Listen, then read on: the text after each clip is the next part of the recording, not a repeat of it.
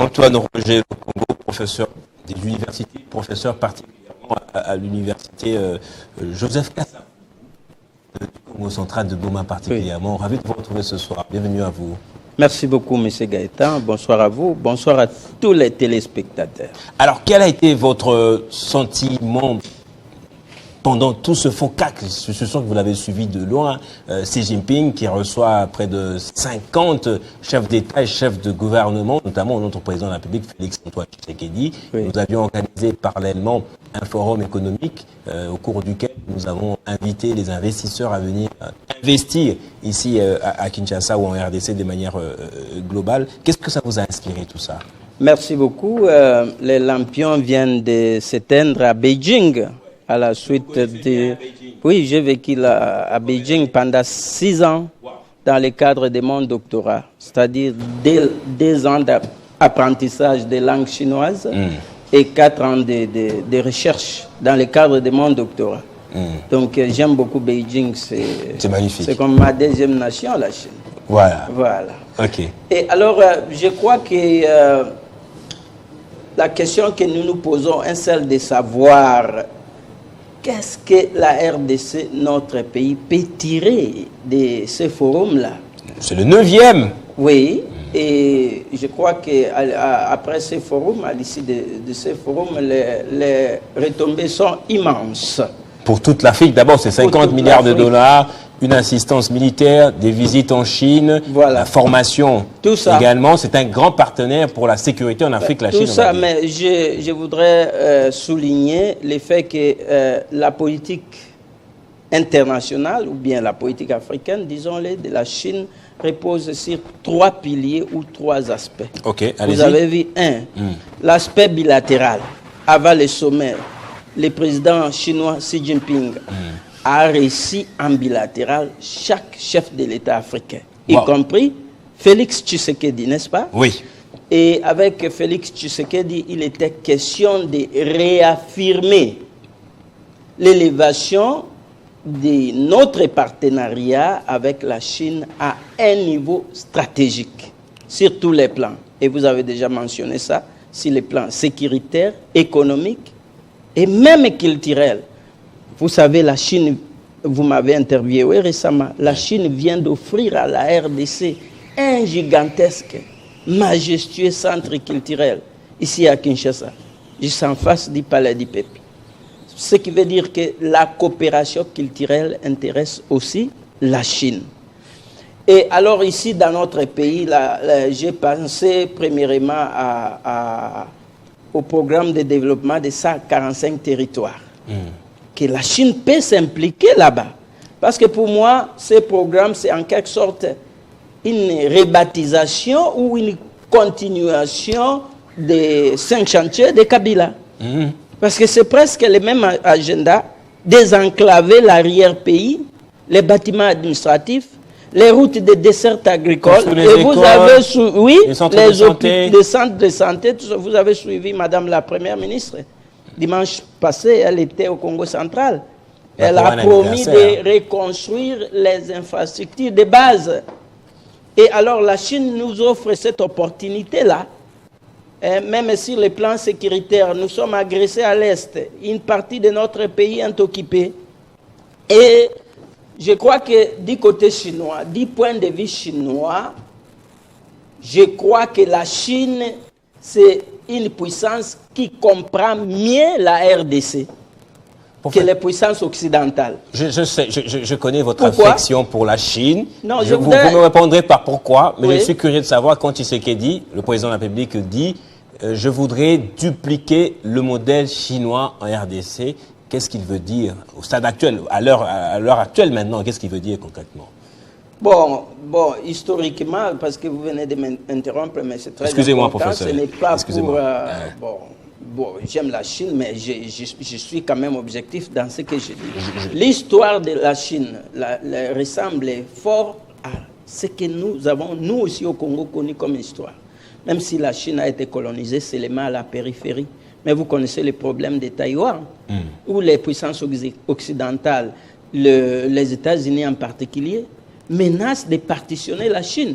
ils soutiennent la province de Taïwan, alors que Taïwan, c'est une partie intégrante, une province de la Chine. On ne doit jamais badiner avec les principes de la Chine unique. Et donc, comme quand le Rwanda et l'Ouganda nous agressent, nous occupent, la Chine nous comprend.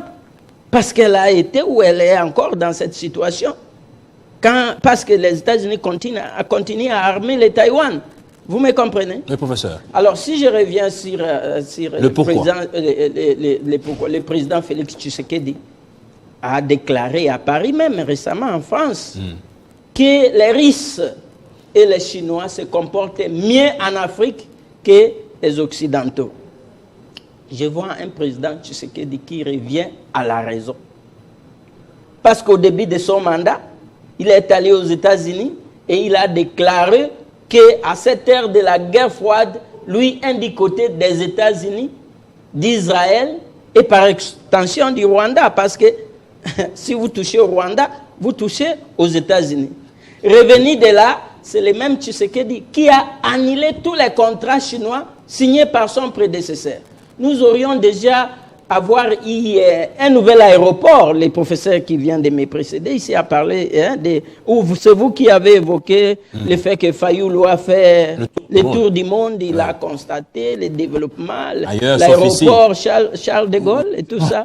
Voilà, et il compare notre aéroport Angila à un poulailler, tout ça. Mais nous aurions déjà eu un nouvel aéroport à Njili, ni tété le fait que c'est le gouvernement du président Félix Tshisekedi qui a annulé les contrats signés par Joseph Kabila avec les Chinois pour nous construire un nouvel aéroport. Ça allait prendre seulement 4 ans. Moi, je connais bien les dossiers pour avoir été conseiller aux affaires étrangères sous le vice-premier ministre chez Okitundu. Et j'étais aussi, avant d'intégrer les affaires étrangères, j'étais aussi traducteur dans cette compagnie-là. Donc, du chinois vers à son arrivée, Félix Tshisekedi a cassé tous les contrats signés ou en cours avec les Chinois. Je vous donne un exemple de l'aéroport, non? Oui, oui, mais c'est vrai. Donc, il s'est réveillé en retard ou comment? Il s'est réveillé en retard, c'est en quelque chose, ce qui nous bloque ici. Il y a un certain blocage idéologique dans les chefs de nos dirigeants. Et nous-mêmes, nous tous, nous-mêmes Congolais, nous sommes très occidentalisés. Nous ne pouvons pas penser que nous pouvons nous développer en diversifiant les partenaires. La guerre contre Kabila. Kabila n'a pas de 3e mandat. Kabila, ce qui a mis ça dans la bouche des Congolais, ce sont les Occidentaux parce qu'ils qualifiaient Kabila d'être pro-chinois. Ou pro-orientaux. Pro-orientaux, voilà. Et maintenant, c'est Félix Tshisekedi qui déclare, c'est vous qui venez de me le dire. Oui. Il n'a jamais dit que je dupliquerais le modèle occidental. Mais sauf qu'il a dit que je vais laisser l'Allemagne. Peut-être qu'avec les Chinois, il va réussir. Mais c'est Kabila qui a déjà dit que nous devons faire du Congo la Chine de l'Afrique. Okay. Et si les plans bilatéraux, rien que si les plans bilatéraux, la Chine compte sur la RDC. La RDC est géostratégiquement placée au centre de l'Afrique. Géostratégiquement placée au centre de l'Afrique.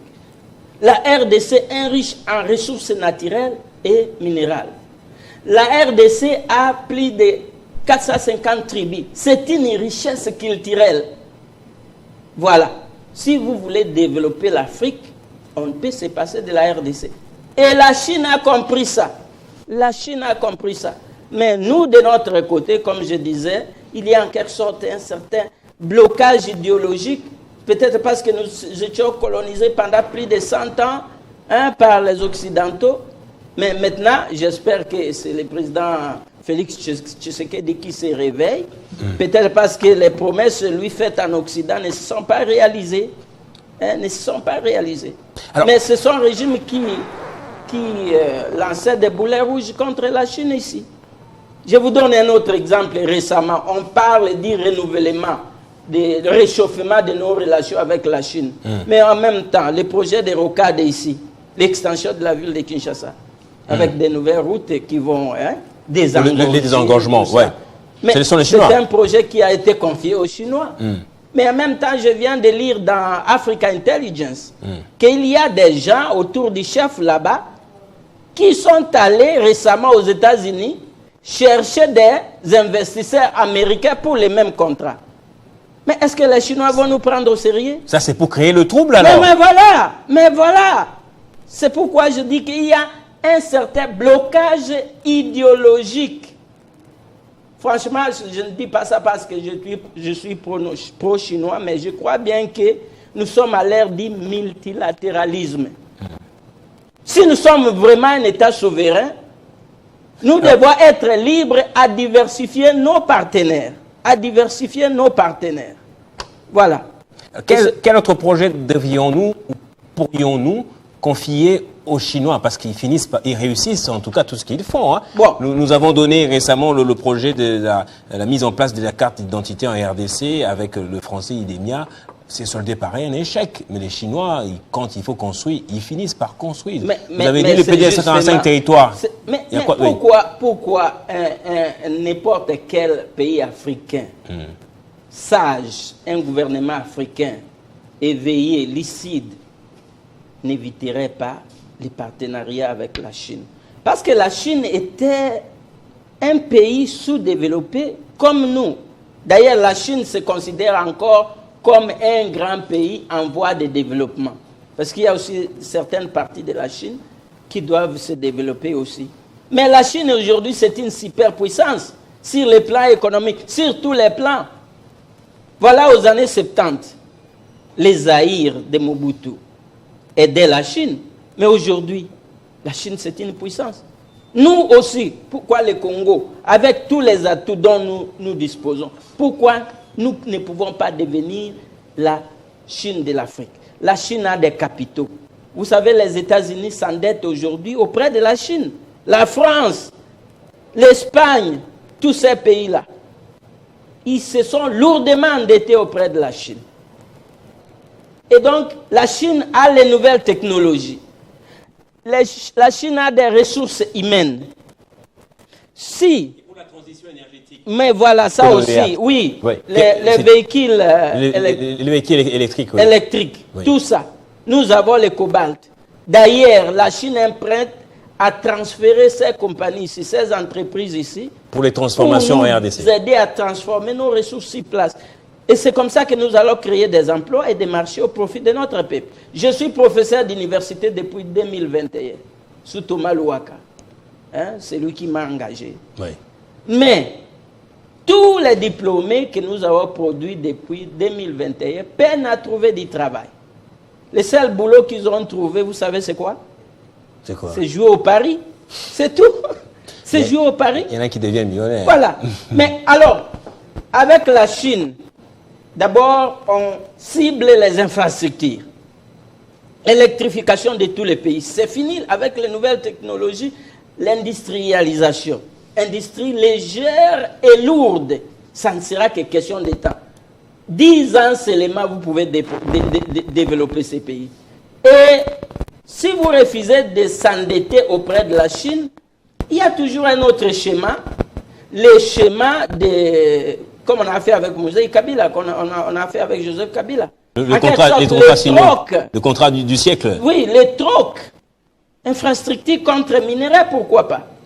Nous, les générations futures verront qu'avec autant de tonnes de cuivre et de cobalt que nous avons donné à la Chine, voici les infrastructures. Pour certains, c'est souvent comme ça des contrats léonins, où vous donnez tout ce que vous avez d'essentiel. La Chine, quand on essaie d'évaluer ce qu'elle construit en termes d'infrastructures routières, ça ne représente rien par rapport aux mines. C'est à vous, c'est à nous. Je vous ai dit la fois passée, M. Gaëtan, que c'est à nous de mettre les règles du jeu claires sur la table pour tous les investisseurs, pour tous les partenaires qui viennent dans notre pays. Je vous donne l'exemple de la route d'Angela Mai. Du tourisme, route qui va des magasins jusqu'à Mimosala, tout ça. Ouais. Ça devait être des bandes. Mais 4 bandes, je veux dire, qu'est-ce qui est arrivé avec les BCCO et tout ça? Ils ont dit aux Chinois, construisez seulement des bandes. Qu'est-ce qu'ils ont fait avec les restes de l'argent? Et là, vous blâmez les Chinois? Non. Ça dépend de ce que vous proposez aux Chinois. Et les Chinois, contrairement aux Occidentaux, sont prêts à respecter nos règles d'hygiène. Nos règles d'hygiène. Vous avez vu, il y a aussi des Chinois qui s'aventurent ici en Afrique de leur propre gré, pas par des canaux officiels. Vous les avez vus, on les a chassés récemment au Sud Kivu, non? Où ils exploitaient de l'or. Les Chinois illégaux. Mais ils ont été remplacés par qui? Par les amis du régime, par les pasteurs proches de ces régimes, qui ont pratiquement privatisé les concessions, les mines d'or, où on a chassé les Chinois. C'est nous-mêmes qui va nous respecter. Alors, le deuxième volet, si je peux parler, c'est les FOCAC. Parce que la Chine veut développer l'Afrique bilatéralement, mais aussi en tant que continent. J'ai toujours dit que les frontières héritées de la colonisation, par exemple, pourquoi nous entretuer entre le Rwanda et la RDC, l'Angola, tout ça, partout, ces frontières sont la source, la cause du versement des sangs, de la mort de plusieurs Africains. Pourquoi tout n'est pas tout simplement construit des infrastructures sur ces frontières-là? Et comme ça, ça sera bénéficiaire pour tout le monde. Je vous donne l'exemple des chemins de fer qui part de la Zambie, en passant par le site de la RDC jusqu'en Angola, Benguela. Mais c'est bénéfique pour les trois pays. Or, c'est une frontière, nous, léguée par les colonisateurs. Nous en avons fait un chemin de fer. Et il n'y aurait pas de guerre si les Africains réfléchissaient comme moi. Parce que c'est ce que j'ai défendu dans ma thèse de doctorat. Que nous construisions des infrastructures sur les frontières héritées de la colonisation. Comme ça, on ne va pas s'entretuer. Chemin de fer, autoroute, des projets communs, régionaux, continentaux. Et la Chine regarde les Africains. Par exemple, les Africains... Même si on peut créer des ponts entre les pays, mais les frontières doivent toujours exister. Exister, oui, bien sûr, mais sur ces frontières, on aurait construit des infrastructures qui bénéficient à tout le monde. J'ai toujours dit que Lumumba était panafricain, Mouzé Kabila aussi, mais le panafricanisme ne veut pas dire qu'on cède une partie de l'Est du Congo au Rwanda et à l'Ouganda. Non, ça ce n'est pas le panafricanisme dont prenait Mouzé Kabila, dont prenait Lumumba. Non, le panafricanisme consiste à monter des projets communs au profit de toute l'Afrique. Oui. Et la Chine est prête avec... son initiative là, la ceinture et la route. La route de la soie. Oui, la ceinture et la route, oui. Son extension jusqu'en Afrique. Oui. C'est-à-dire construire des autoroutes qui peuvent partir de Dakar jusqu'en Afrique du Sud. Hein? Oui. L'électrification à partir d'Inga, de toute l'Afrique par exemple. C'est ça, nous parlons de ça. Et la RDC est bien positionnée pour exporter la paix et le développement à toute l'Afrique. Voilà le sommet du FOCAC, voilà ce qui pourrait être une autre retombée pour l'Afrique, avec les barrages d'Inga, avec les minéraux, avec les terres fertiles que nous avons. Mais nous sommes les moteurs de l'Afrique. Le dernier volet, le troisième, c'est les pays BRICS. Hein?